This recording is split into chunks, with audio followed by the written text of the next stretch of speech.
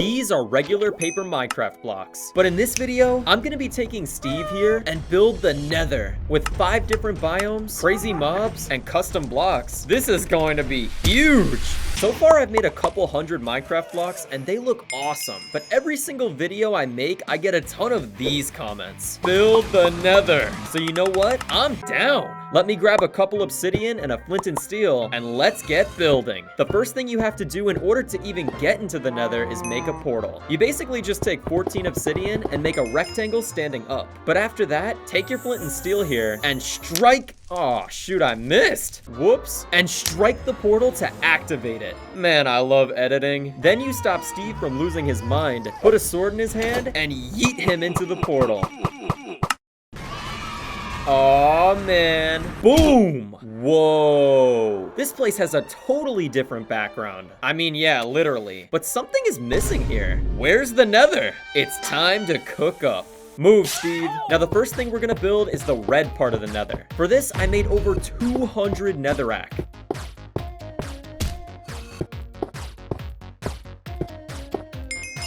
But once we have the main foundation, which looks really sick already, I had to spice things up a bit. I added some quartz so Steve can get a bunch of experience, and well, quartz. Then nether gold ore, and even ancient debris to the bottom of the build. Now we can upgrade past diamond with those netherite ingots. On top of this, I also added a mini lava pool so that later in this video, a mysterious creature can swim in it. Also, something's gotta keep this place moist. But besides that, we are done with this first part of the Nether. Oh, never mind. I also did something amazing and made working glowstone. I just put one of these little lights in there and now it actually works. This is so sick. You gotta like the video for that one. The next biome in the Nether is called the Soul Sand Valley. So let me introduce you to a couple new blocks. For the base of the valley, we have soul sand.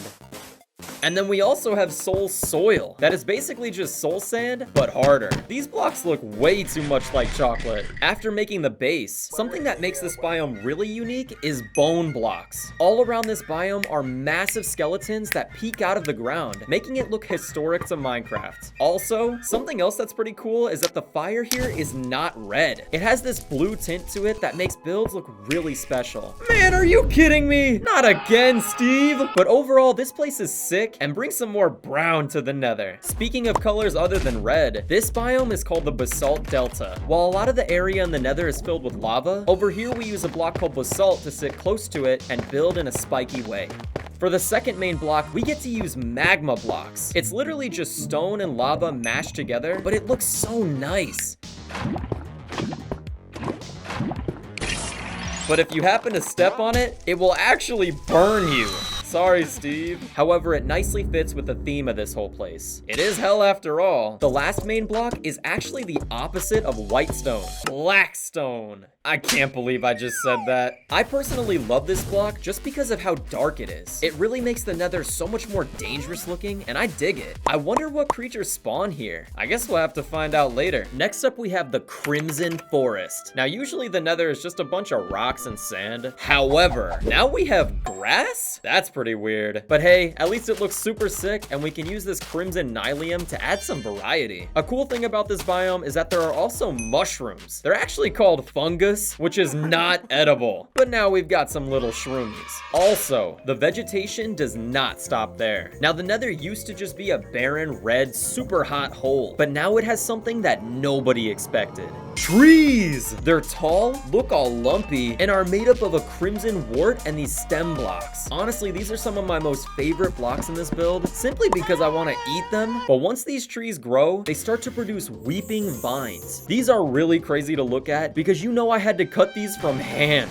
but they are unique to the red forest. The final block in this biome is none other than the shroom light. Just like the glowstone, there's a small light inside, and ultimately provides some nice light when you're adventuring in a forest straight out of Satan's backyard. That's the Crimson Forest for you. But what if I told you there was not just one, but 2 forests in the Nether. How could it be? Well, let me show you. The last biome and the counterpart to the red forest is none other than the blue one. In Minecraft, it's called the warped forest. Just like the red one, we have our own mushrooms called warped fungus. These huge freaking trees called huge fungus, which again have shroom lights to make everything bright. And for the vines, they are a little different. These twisted vines don't grow from the ceiling down. They go from the ground up, which is completely against gravity. But essentially, the red and the blue forest in the Nether are opposites of each other and look really pretty in my opinion. Now that we've just built an insane Nether with over 500 blocks, yeah, that's about 500. We are not done yet. Now it's time to make this place feel alive. As well as making all of these blocks, I also had to create mobs. First off, in the main part of the Nether, we now have piglins. He's like a man, but a pig. In the game, he's actually such a sweetheart. Very peaceful and cute. But if you're holding gold, my boy will hunt you down.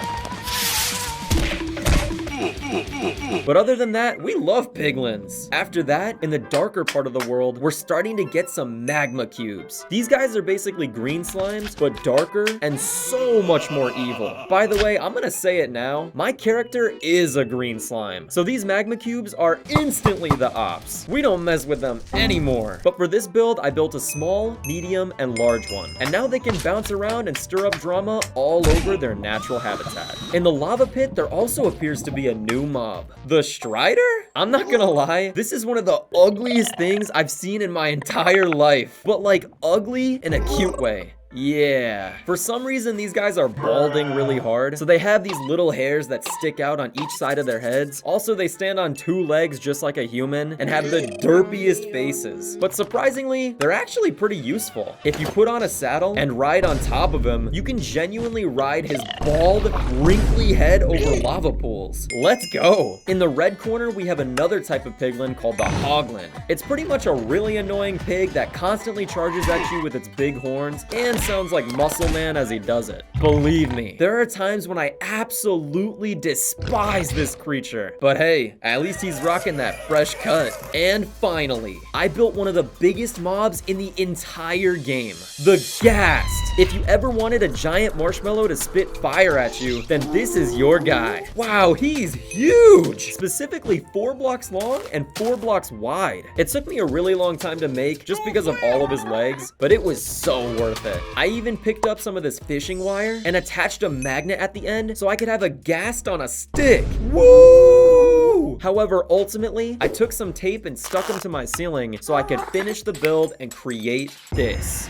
Wow, I am so proud right now. With all of these blocks, I truly brought a piece of the game to life. I may not have built the Nether Fortress or the Bastion yet, but when that day comes, I'll be able to build something awesome next to them. This was absolutely a W build. Oh well, it's time to go home. If you guys enjoyed seeing me make the Nether, I also have a shorts channel where I build things and a ton of cool stuff on my website, theplopcrafts.com. Smash like, subscribe, and peace!